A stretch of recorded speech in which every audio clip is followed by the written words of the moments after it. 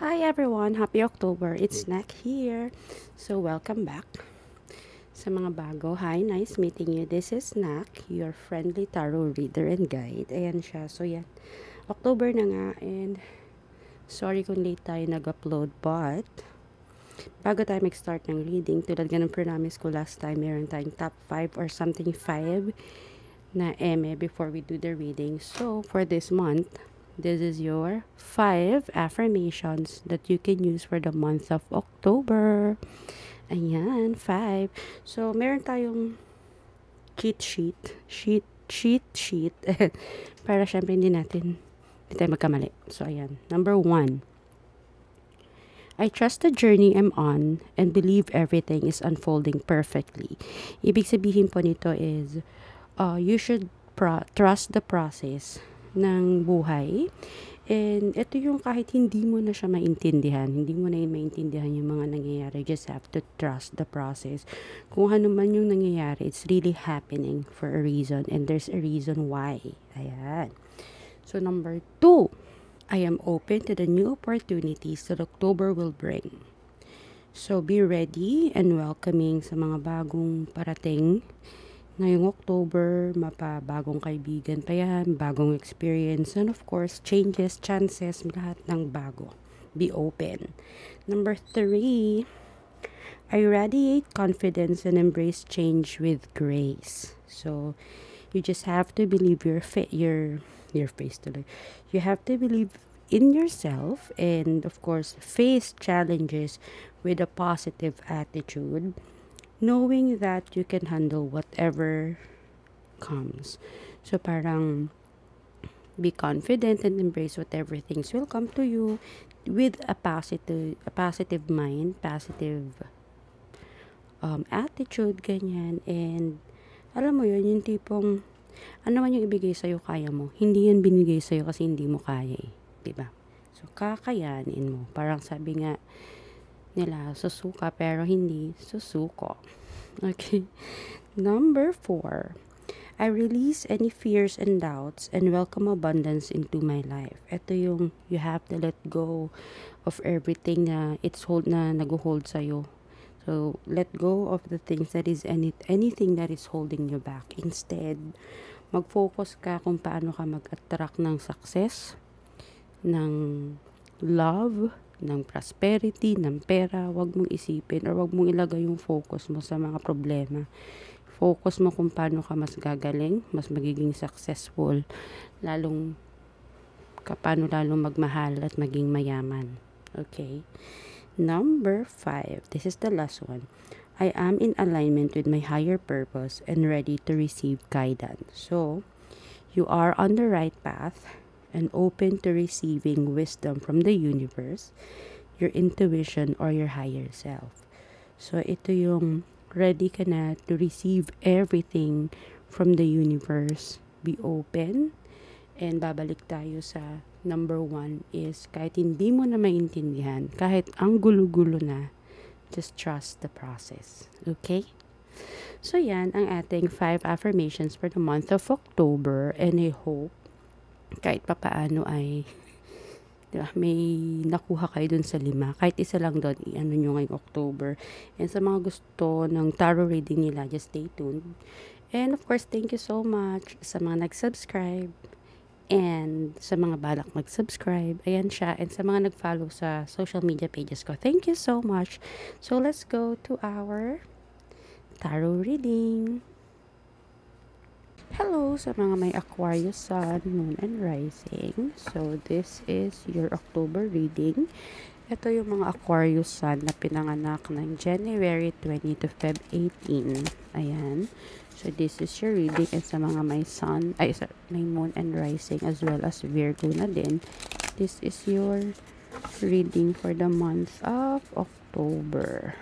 Ayan, naghalo-halo na. Again, of course, habang inaayos ko to, meron po tayong free will. So, kung ayaw nyong maniwala sa card, go ahead. Kung maniniwala kayo, thank you so much. Kung pangit ang lumabas sa card, I'm so sorry. Ganun talaga. Nakadepend kung ano lang naman po yung lumabas sa card ay yun lang naman po ang binabasa ko. Okay, so kung hindi maganda, huwag nyo akong sisihin. Kung hindi nagkatotoo, baka hindi para sa inyo. Baka para sa ibang tao. Huwag nyo akong i-stressin. Ayan. So, ayun lang naman. Ano lang yan mga ate, kuya. May free will po tayo.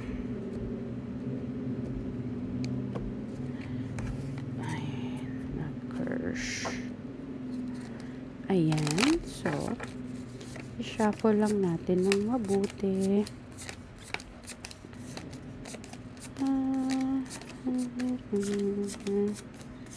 Ayan, para well shuffled. Okay, first card. Okay, Aquarius. Ito yung may mga problems tayo na feeling natin wala nang lalabasan. Feeling natin trapped na tayo dyan.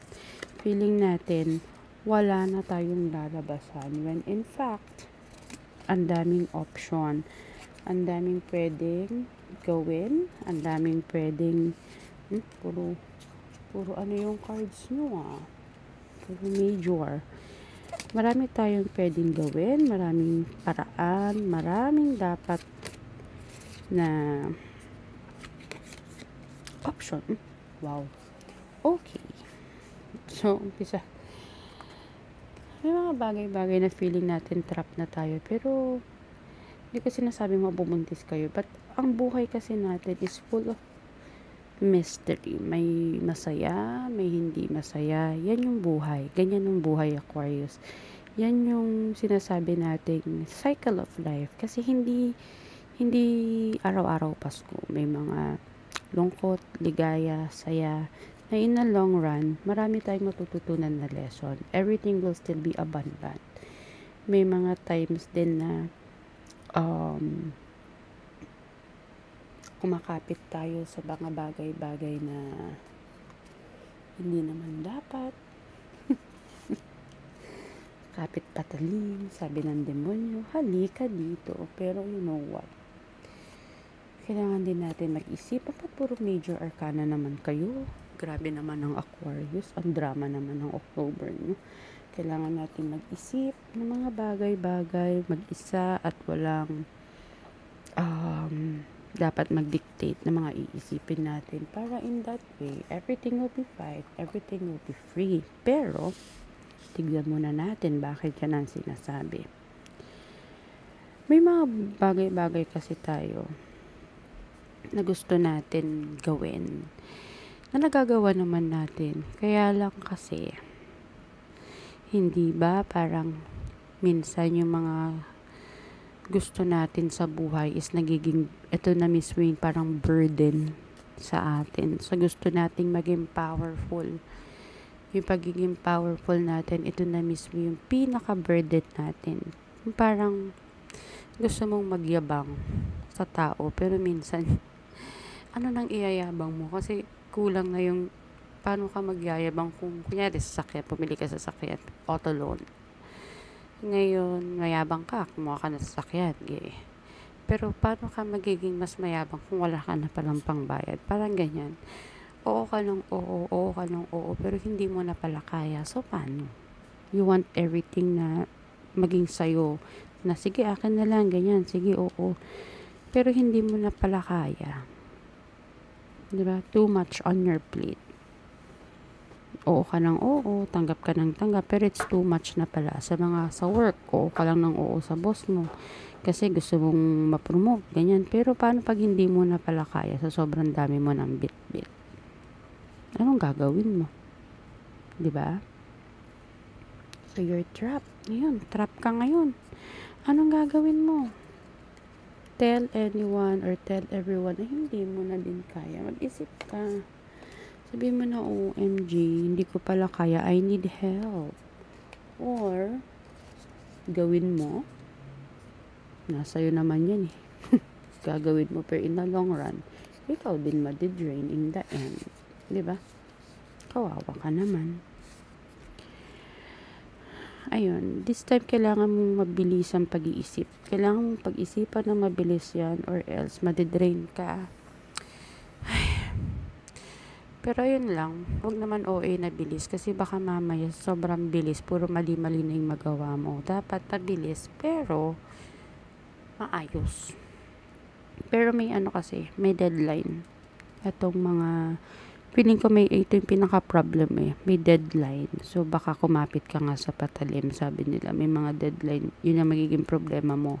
May deadline itong mga projects mo. So, you need someone to help you, which is, hindi mo na alam kung paano. Pwedeng shortcut, kapit patalim, shortcut na to. Pwedeng ganyan, which is wag dapat.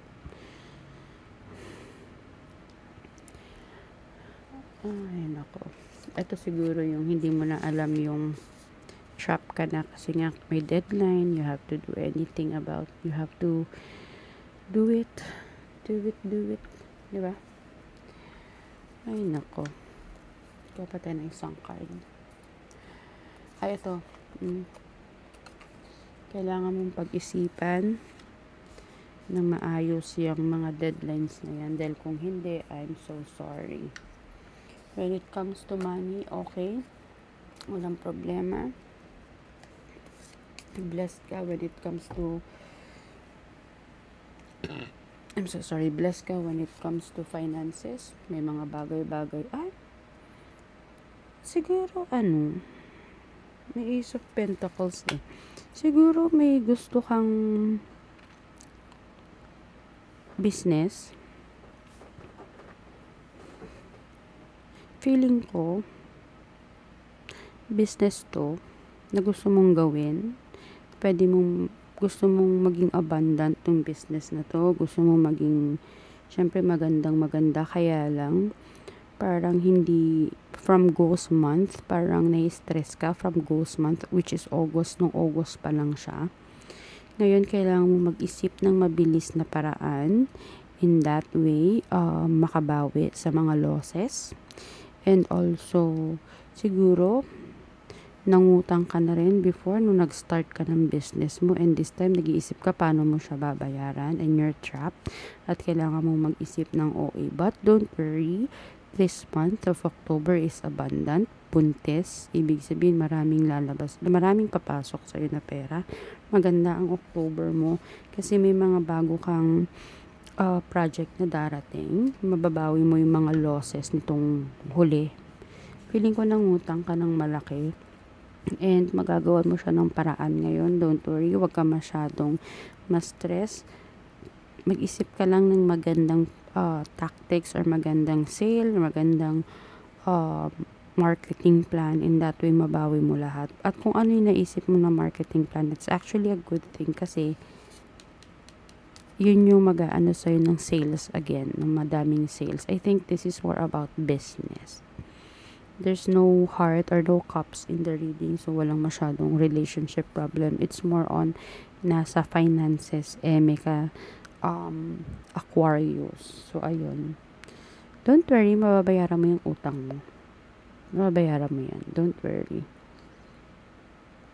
Makahanap ka din ng paraan, huwag ka mag-alala. Just focus on how to be successful. Sabi nga dun sa ating 5 affirmation, focus on prosperity, focus. Per months ngayon, nag-uumpisa ng mga taong bumili ng panregalo para sa Pasko. October na, so makakabawi ka this month. Huwag kang mag-alala, sipagin ka lang na mag-work, mababayaran mo yung utang mo na yan at magkakaroon ka pa ng extra money na hanggang December ay mayroon kang pangpuhunan. And also,